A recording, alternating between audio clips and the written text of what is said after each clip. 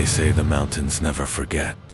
Every whisper, every cry, every secret sin sinks into the soil and festers there, feeding on time until it grows roots too deep to ever pull out. And in the shadowed ridges of Appalachia, where valleys fold in on themselves like endless black lungs, one name has lingered longer and darker than most: Harlow. For more than a century, that word has meant fear, silence, and the kind of horror that keeps even the hardiest mountain folk awake at night. The Harlow family was never like the others who scratched out a living on the slopes. They arrived late, in the 19th century, carving a homestead out of stone and timber on land the Cherokee had long warned against. Locals called the ridge cursed, a place where the wind carried voices and animals refused to graze. The Harlows ignored the warnings, perhaps because they were already carrying a curse of their own. A clan of wanderers, half farmers, half drifters. They kept to themselves, trading rarely, marrying only within their blood. Rumors swirled that they had fled another state in shame, leaving behind scandals too vile to speak aloud. Whatever the truth, the Harlow, they claimed, quickly became a place outsiders avoided. At first, it was their appearance that drew whispers. Children with sunken eyes and twisted limbs, women with faces too closely resembling their brothers and fathers, men with jaws that jutted forward like beasts. But ugliness alone does not breed legend. What made the Harlows truly feared were the vanishings. Travelers passing through the ridge often never arrived at their destinations. Hunters disappeared, their rifles later found rusting in the creek. Bed's a preacher's daughter vanished on her way home from service. Her bonnet was discovered weeks later, nailed to a tree at the edge of Harlow land. People spoke of shadows moving between the trees, of the smell of smoke and rot drifting from the ridge, of laughter childlike, broken echoing across the valley long after sundown. The Harlow cabin itself became the epicenter of dread. Built crudely but sprawling across the ridge, it seemed to grow larger every year, as if stitched together from scavenged timber and stolen stone. Windows were boarded. From the inside, chimneys smoked day and night, and Bones' animal at first, then, harder to identify, hung from the porch like trophies. The family was seldom seen in town, but when they appeared, they came in groups, gaunt, shuffling, speaking in voices so low and slurred that no one could understand them. They bartered hides, teeth, jars of pale grease said to be rendered fat, and left as quickly as they came. No one dared challenge them. No one dared follow them home. The turning point came in 1912, when a group of loggers set camp near the ridge. For weeks, their axes echoed through the trees, and each night, their fires burned bright against the mountainside. But one morning, their camp was found deserted. Tools abandoned mid-strike, food left half-cooked over cold coals. Only one man remained, and he was not whole. His body was discovered hanging from a low branch, stripped to the bone, his skull cracked open like a jar, the marrow scooped clean. The sheriff called it an animal attack, though no animal in Appalachia could have done what was seen there. After that, no one logged the ridge again, and yet, the Harlows endured. Decades passed. Wars came and went. Roads carved through valleys. Radios brought news of the wider world. But the Harlows remained frozen in time. Children grew into adults who looked more like animals than men, with slack jaws and empty stares, speaking in tongues that belonged to no one but themselves. Their isolation grew deeper, their rituals stranger. At night, watchers claimed to see fires burning in patterns across the ridge, fires that formed circles and spirals too deliberate to be accidents. Some swore they heard chanting guttural and low, carrying across the wind. Others spoke of figures crawling on all fours, pale backs arching in the moonlight, scuttling like insects. The disappearances never stopped. In the 1930s, a postal rider vanished on his route. His horse was found days later, its belly slit, its organs missing, its eyes plucked neatly from the sockets. In the 1950s, 2 children wandered too close to the ridge while picking berries. Only one returned, and she never spoke again, though she scratched circles into the dirt until the day she died. In the 1970s, hikers attempting to map the ridge were found dead, their bodies arranged in a triangle, each with their tongues missing. The Harlows were never seen at the scenes, but everyone knew. Everyone always knew. By the late 20th century, the clan was less a family and more a legend. Locals told their children not to wander near the ridge, not to whistle after dark, not to answer if they heard their name called from the woods. Teenagers dared one another to get close. Some swore they saw lights, others heard laughter, but few ever stayed long. One boy who ventured too far described a stench so thick it choked him, a blend of rotting meat, wet earth, and smoke. He claimed he saw something moving behind the cabin walls, pressed against the cracks, eyes pale as boiled eggs staring out. He ran, and though no one believed him fully, he never returned to the woods again. But the most unsettling thing about the Harlows is not what people claim to have seen. It's what no one can prove. Records vanish. Reports are lost. Every attempt to document the family ends in silence, as though the mountain itself conspires to erase them. Historians note that census takers skipped the ridge entirely for decades. Their notes scratched out with the word uncooperative. Lawmen who tried to investigate retired early, moved away, or simply disappeared. Journalists who came sniffing around found themselves without notes, cameras broken, tapes blank. The Harlows seemed to thrive in shadow, their legacy built on silence, as much as blood. And yet, those who have looked closely enough whisper that the Harlow curse is not simply one of inbreeding or savagery. They say the family sought something deeper, something older than the mountains themselves, a hunger not just for flesh, but for power. They speak of rituals carried out in caves, of sacrifices burned in fire pits, of marks carved into skin that glowed in the moonlight.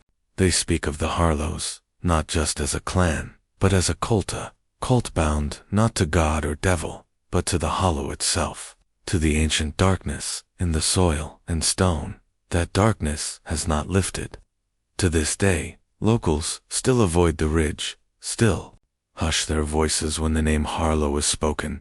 The cabin is said to still stand, though no one dares approach it. The fires still burn in the night, faint but steady, as though the rituals never ended. And the laughter, broken, childlike, echoing, still drifts across the valley when the moon is high. Some say it is the wind. Others know better, because the story of the Harlows has never ended.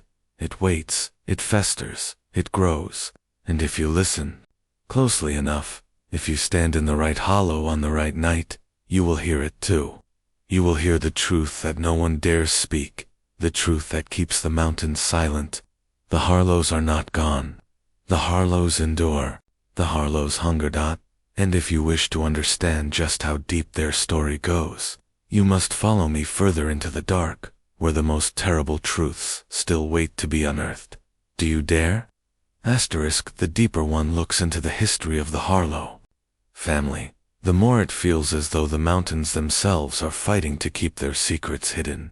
County records that should exist are torn out, names erased, land deeds vanishing into thin air.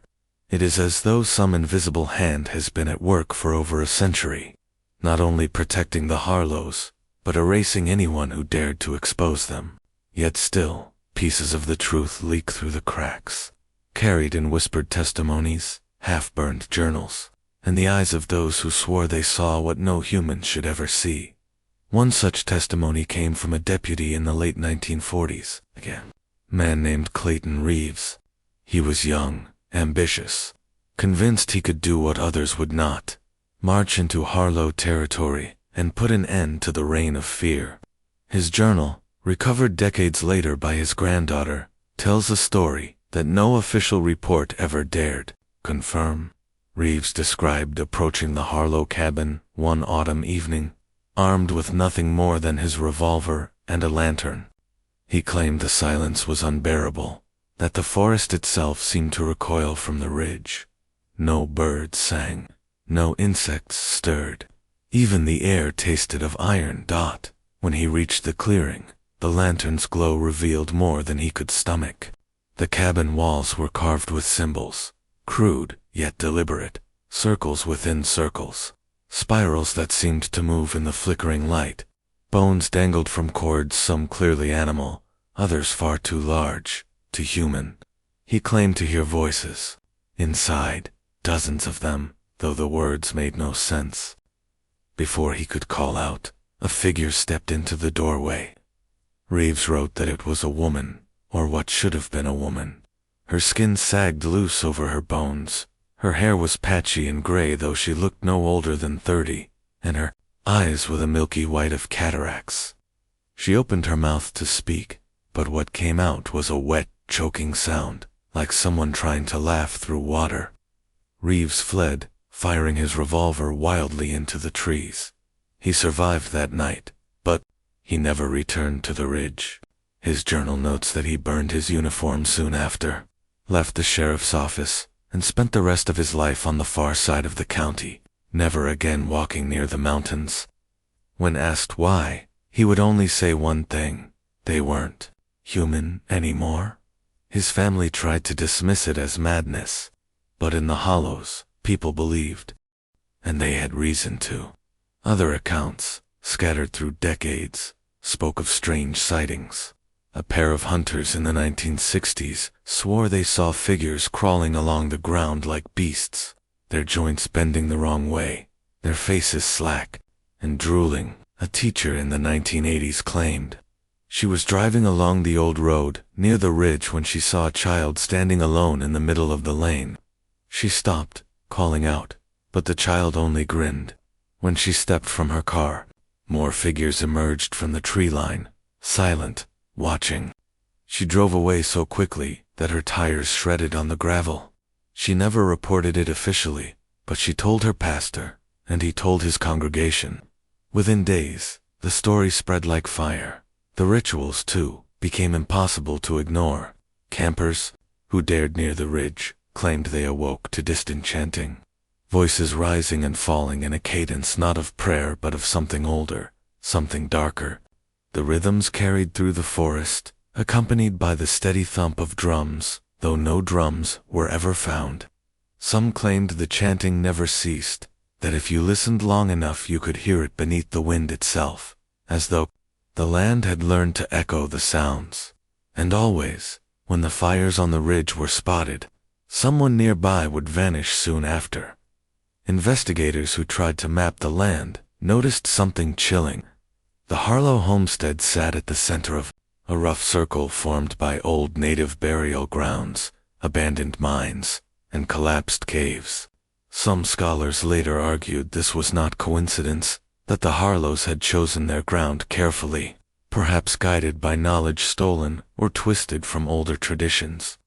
The Cherokee elders had long called the ridge forbidden, a place where the boundary between the living and the dead thinned, where voices whispered through the trees. Perhaps the Harlows had not simply ignored those warnings. Perhaps they had embraced them. By the late 1990s, the Harlows were spoken of less as people and more as phantoms, yet traces remained. A group of college students once tried to document the family for a film project. They recorded interviews with locals, trekked up to the edge of the ridge, and even captured faint audio of laughter echoing through the woods. But none of them returned with footage intact. The cameras came back warped, tapes wiped clean, microphones blown out by static. The students themselves refused to discuss what had happened. One dropped out of school entirely. Another was found, wandering a year later in a different state, repeating one word over and over: hunger. Still, the ridge held its silence. The Harlows hidden, but never gone. Hunters swore they still heard movement in the trees. Heavy footsteps that stopped when they stopped, breaths that were not their own. Hikers sometimes found crude effigies built from sticks and bones, placed deliberately across trails like warnings. And always, the laughter carried on the wind. The strangest detail of all, though, comes not from rumor, but from medical records, leaked in the early 2000s. A local hospital quietly admitted a patient whose bloodline, traced by birth records, connected directly to the Harlow family. This man was grotesquely deformed, with fused ribs, elongated jaw, and a voice so garbled it was nearly impossible to understand. Doctors attempted to run genetic tests, but the results were inconclusive, so inconclusive, in fact, that they were filed away under anomalous and never released. What little leaked out suggested mutations beyond simple inbreeding, changes so extreme they bordered on impossible. His skin carried scars in circular patterns, too deliberate to be natural, too symmetrical to be accidental. When pressed about his origins, the man only muttered one phrase: "The Harlow feeds." He vanished from the hospital before any follow-up could be made. No one has admitted to seeing him again. The implication is clear. Whatever the Harlows became, it was not just the product of bloodlines twisted over generations. Something else was at work, something that fed them, warped them, reshaped them into something not quite human, not quite spirit, something caught between worlds. The hunger was not merely theirs. It belonged to the land itself, and they had become its vessels. And still, after more than a century, the fires burn on the ridge. Still, the laughter carries through the valleys. Still, travelers vanish, names added quietly to the long roll of those lost to the mountains. The Harlow family may no longer be seen in town, may no longer walk openly among the living, but their presence is undeniable. The silence that falls whenever their name is spoken, the chill that cuts through the bones at the thought of them, the empty places in records and memories, alike all of it speaks to a truth that cannot be erased. The shocking truth about the Harlow family is that it is not a story of the past, it is a story of the present, and it is a story that may yet claim those who are careless enough to listen too closely, because the Harlows are still out there.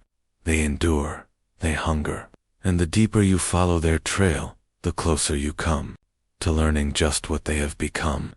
The question is, will you dare follow me even deeper still? There comes a point in every story where the line between legend and reality blurs so completely that the distinction no longer matters. With the Harlow family, that line vanished long ago. What remains is not merely rumor or folklore, but a living, breathing horror that has sunk into the bones of Appalachia itself. The Harlows are not just figures of whispered tales, they are the echo of something far older, something that uses human flesh and blood as its mask. In the early 2010s, a small team of amateur investigators decided to test the boundaries of this silence. Armed with digital recorders and night vision cameras, they entered the ridge, guided by coordinates rumored to lead to the last standing Harlow homestead.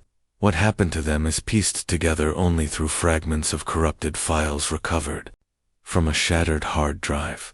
The footage begins, normal trees swaying, nervous laughter, the crunch of boots on leaves. Then, in the dead of night, the voices start. Not shouts, not cries, but the faintest of whispers, layered upon each other, until they swell into a chorus. The whispers repeat the same phrase again and again. Blood remembers. Blood remembers. The camera lurches violently, the lens cracking, and in one single frame of clarity, something appears, something hunched and pale, crawling on all fours, its jaw hanging far too wide, its eyes reflecting green in the artificial light. After that, static swallows everything. The investigators were never heard from again. Their families still leave candles at the edge of the old logging road that leads toward the ridge, and yet, their disappearance did not silence the story. Instead, it reignited interest in the Harlow family. Journalists, podcasters, and thrill-seekers descended on the region, chasing notoriety. Some returned, shaken but alive, reporting eerie laughter, inexplicable cold spots, and a sense of being followed for miles. Others did not return at all. The official explanations varied: animal attacks, accidents, simple getting lost in the wilderness. But the locals knew better. They knew that once you cross into the Harlow's Hollow, you do not leave unchanged. One of the most chilling accounts surfaced from a drifter who stumbled into a nearby town, clothes in tatters, hair matted with dirt. He claimed he had been invited to the ridge, drawn by a light that bobbed through the forest like a lantern. He followed it, believing it to be a person. But the deeper he went, the stranger things became. Trees twisted unnaturally, their branches arching over the path like skeletal arms. He smelled rot thick in the air, even though no carcass was in sight. Finally, he reached a clearing where a circle of figures stood, motionless, their heads bowed. They looked human at first, then gaunt, ragged, but as he approached, their faces lifted, and what he saw was not human at all. Their mouths gaped wider than jaws should open, their teeth long and jagged, their eyes cloudy and lidless. He said they spoke as one, their voices merging into a sound so deep it shook the ground itself. "Feed the hollow," they chanted. He ran until his legs failed him, collapsing miles from the ridge. The sheriff dismissed him as a lunatic, but the locals, they listened, because what he described was not new. It was what they had always feared. The Harlows had become something else entirely, something tied to the land, something bound to an ancient hunger that would never die. The deeper you dig, the more disturbing the evidence becomes. Archaeologists who briefly surveyed collapsed mine shafts near the ridge discovered bones buried deep in the stone. Not just human bones, but bones carved with patterns, symbols etched into their very marrow. One researcher, before withdrawing his report, under mysterious pressure, suggested that the Harlows were not simply cannibals. They were conducting rituals with their victims, attempting to carve permanence into flesh and bone. He concluded that the family had been trying to fuse themselves with the land, to become part of the hollow itself. And judging by the persistence of their presence, he may not have been wrong. Locals whispered that the hollow itself is alive, that it moves, that if you return to the same place twice, the trees have shifted, the landmarks have changed, as though the land itself conspires to mislead intruders.